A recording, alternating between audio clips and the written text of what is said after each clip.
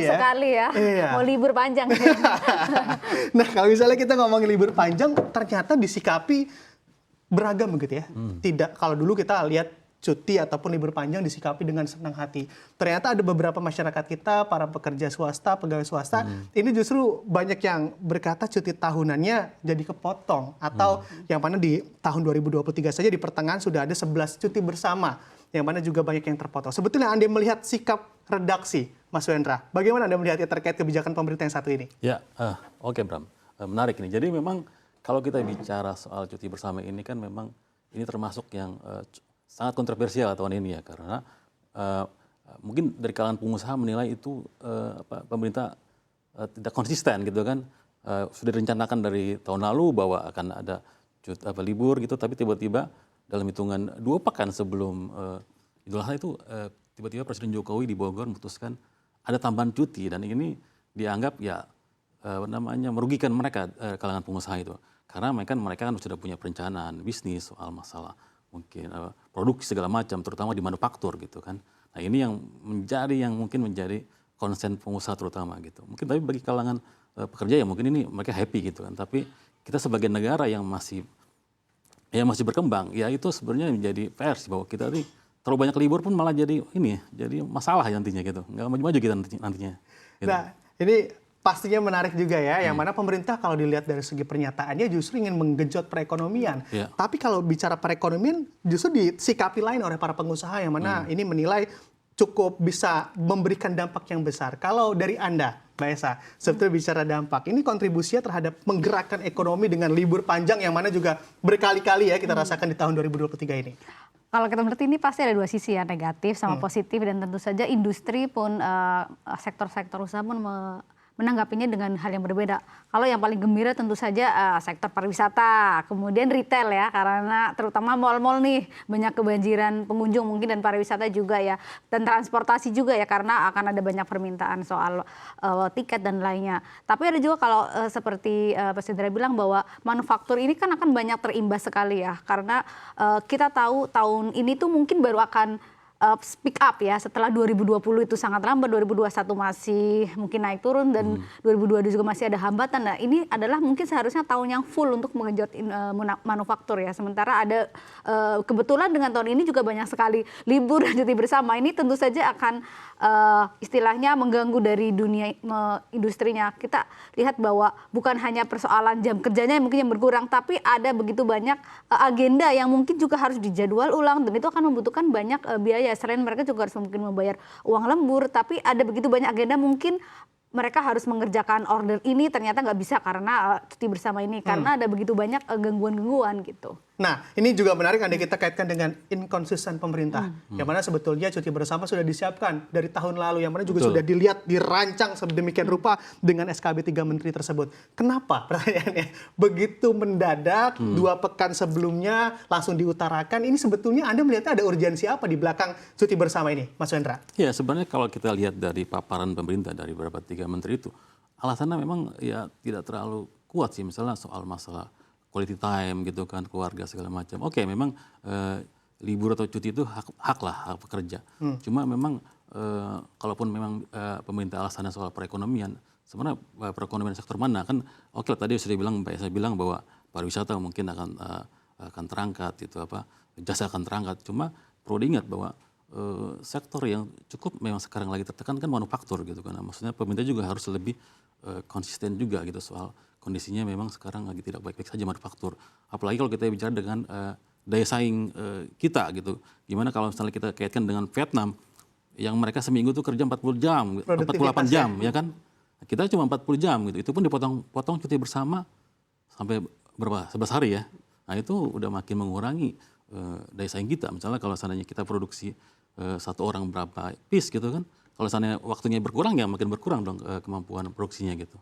Nah, ini apakah memang akan jadi sebuah kebijakan yang sebetulnya meleset dari target pemerintah? Menurut riset dari Anda seperti apa, Mbak Esa?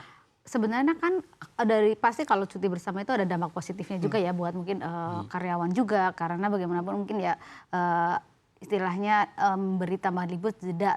Tapi ya itu sekali lagi yang kita harus koreksi adalah kenapa semuanya harus terburu-buru ya.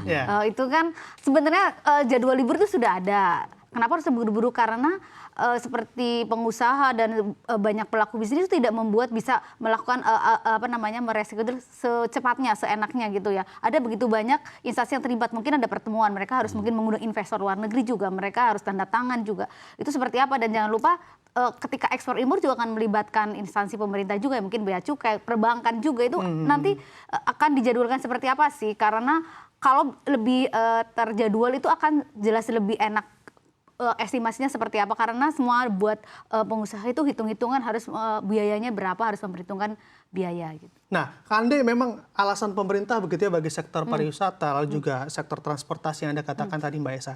Melihat kontribusinya terhadap pertumbuhan ekonomi ini juga seberapa besar, sehingga pemerintah juga bisa secepat itu merubah kebijakannya yang mana membuat cuti bersama ini sungguh panjang begitu ya, 5 hari lamanya. Kalau kita lihat kontribusi sebenarnya jelas di atas terbesar itu masih manufaktur ya, walaupun kalau mungkin dari sisi tenaga kerja itu di pertanian, tapi itu emang negara untuk menjadi jasa itu kita kan agak masih jauh, dan sektor jasa kita mungkin menyumbang kalau kan kecil-kecil tapi tidak banyak lah ya, mungkin dibandingkan manufaktur itu jelas lebih besar manufaktur. Ketika itu terhenti, kemudian memang sektor-sektor yang lain pasti akan menggerakkan ekonomi, mungkin di UMKM-nya, mungkin sektor sekitarnya, hotel. Ya, tapi kalau jumlah tenaga kerja mereka juga tidak terlalu banyak, dan masih kalah jauh, dan kontribusinya juga masih kalah jauh dengan manufaktur, karena kita harus ingat bahwa kalau negara mau maju tuh manufakturnya harus maju dulu, baru kemudian jasa mengikuti. Ya, harusnya juga diamati oleh pemerintah begitu ya Mas Wendra. Kalau dari Anda di editor seperti apa? Ya, dari yang menarik itu jadi gini, mungkin kalau kita bicara pengusaha protes itu mungkin wajar lah ya. Tapi justru saat bersamaan buruh juga protes gitu, karena mereka tahu ketika pandemi itu mereka kan sedang susah, pendapatan susah, ketika mereka mungkin bagi beberapa sektor yang upahnya per hari, ketika ada upah, apakah ada libur makin banyak, maka dia penghasilannya makin berkurang gitu kan.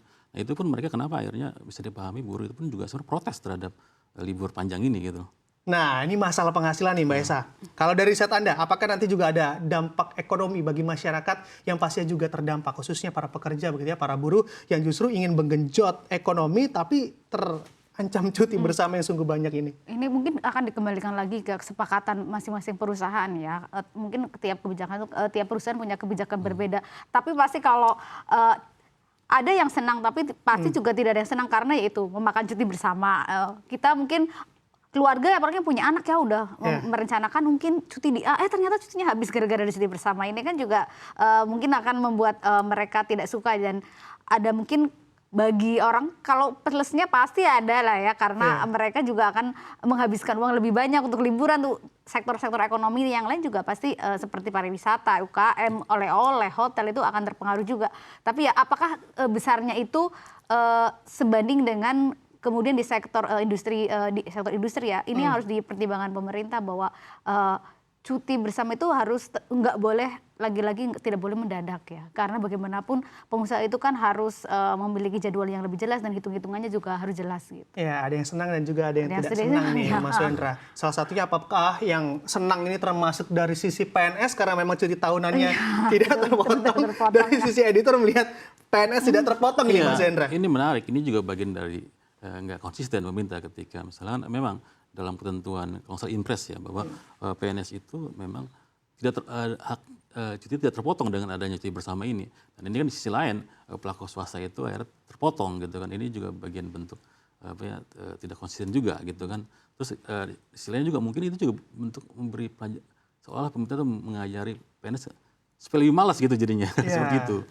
Supaya lebih malas karena sudah libur, cuti tahunannya tidak terpotong. Jadi masih ada jatah untuk mengajukan cuti kembali. Sementara swasta harus ngitung, aduh ini cuti bersama, gimana nih motong lagi, gimana dengan liburan mungkin dengan anak-anak, mungkin ada acara keluarga ya, mungkin menggelar apalah untuk acara keluarga, pasti kan banyak dalam 1 tahun itu. Iya, apalagi dikaitkan dengan produktivitas tadi begitu ya, PNS tentunya akan mempengaruhi juga dari sisi produktivitas kinerja mereka.